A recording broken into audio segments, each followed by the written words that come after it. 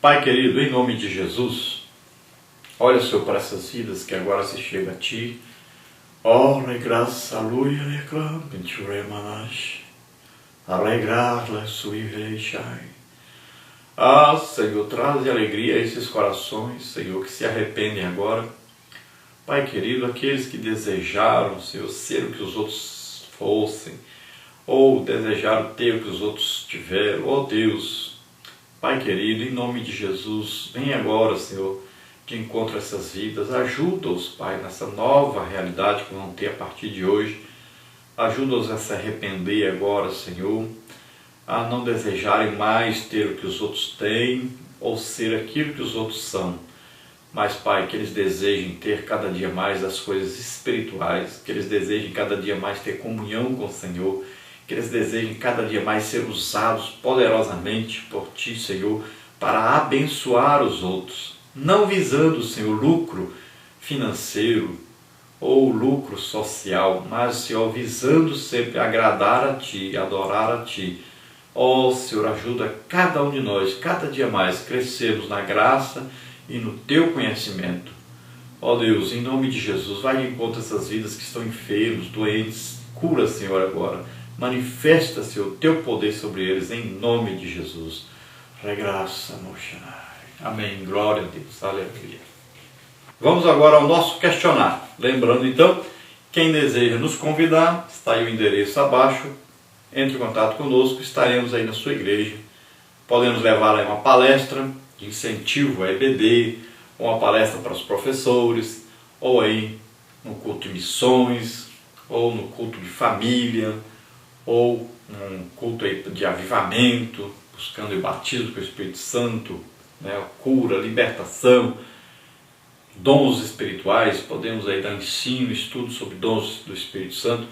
Procure sempre na sua igreja desenvolver isso, essas coisas. Procure criar palestras, estudos, pregações dentro desses temas. Desenvolva sempre a sua igreja. Faça com que as pessoas desejem ter os dons espirituais, a buscar as coisas espirituais acima de qualquer outras coisas. Vamos então ao nosso questionário agora. Número 1 aí, dentro do texto áureo.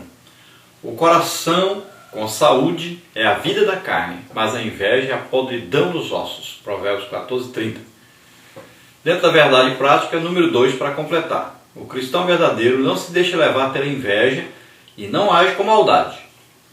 Dentro dos nossos comentários aí, introdução, número 3. Quais os 2 graves pecados que estudamos hoje que jamais deveriam ser encontrados na vida do crente?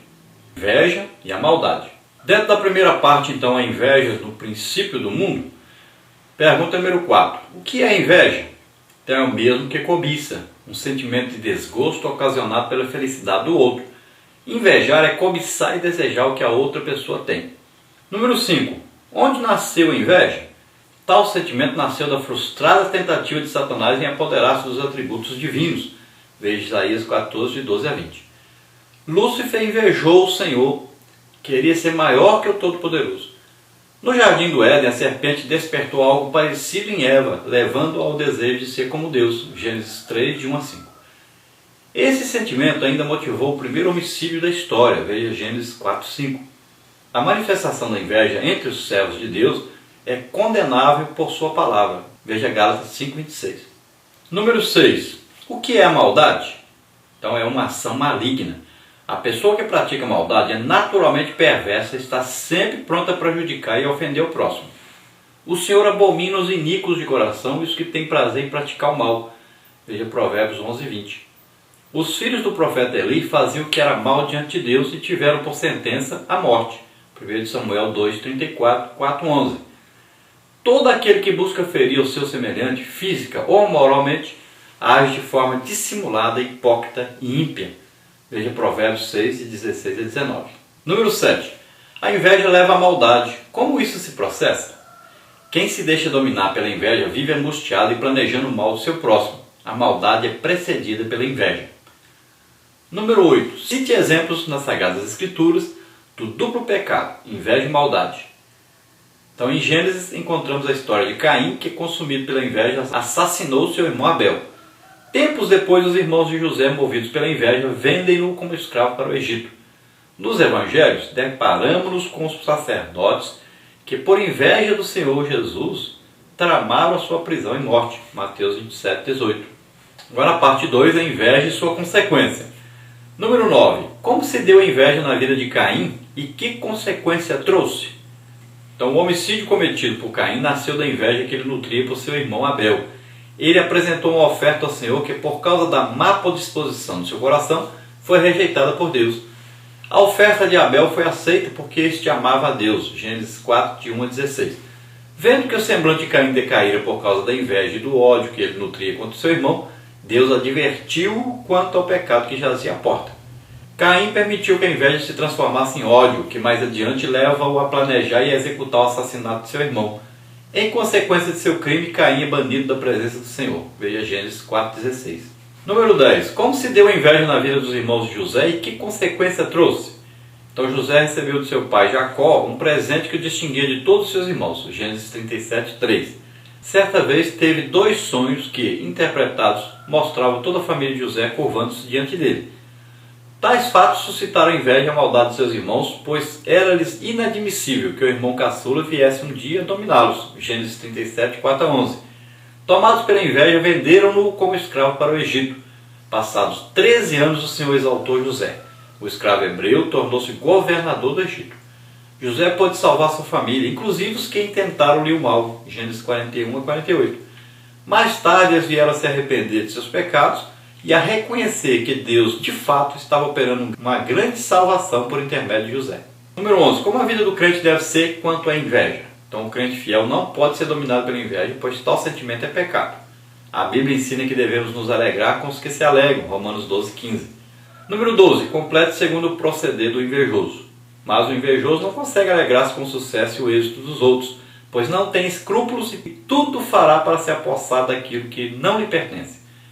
Infelizmente, há muitos crentes que invejam cargos e posições, esquecendo-se de que é o Senhor Deus quem chama e capacita os seus servos para as obras específicas. O invejoso, porém, não entende isso. Por isso vive amargurado de alma. Quem nutre tal sentimento precisa mais do que depressa correr aos pés de Cristo e buscar o perdão e a misericórdia. Se assim não proceder, não herdará a vida eterna. Parte 3. A destruição advinda da maldade. Número 13. Como deve ser combatida a destruição divina da maldade no âmbito familiar? Então, o homem e a mulher que sinceramente serve a Deus não age com malícia ou com astúcia. Cristo convida-nos a aprender com ele, sermos mansos e humildes. Mateus 11, 29. A família cristã deve ser diferente e firmar-se como exemplo a ser seguido. Em nosso lar, por conseguinte, não pode faltar o amor, a paz e a mansidão.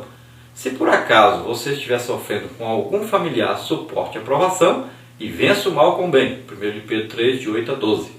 Número 14. Como deve ser combatida a destruição advinda da maldade no âmbito do trabalho? Então, a empresa é o lugar onde passamos a maior parte do nosso tempo e onde também encontramos pessoas invejosas, incompetentes e malignas. Nesse ambiente, o servo de Deus deve aprender a compartilhar sua fé, sem prejudicar o seu trabalho, e demonstrar através de atitudes que é diferente. Não faltam relatos de pessoas que sofrem abuso moral e que têm a sua fé confrontada a todo instante.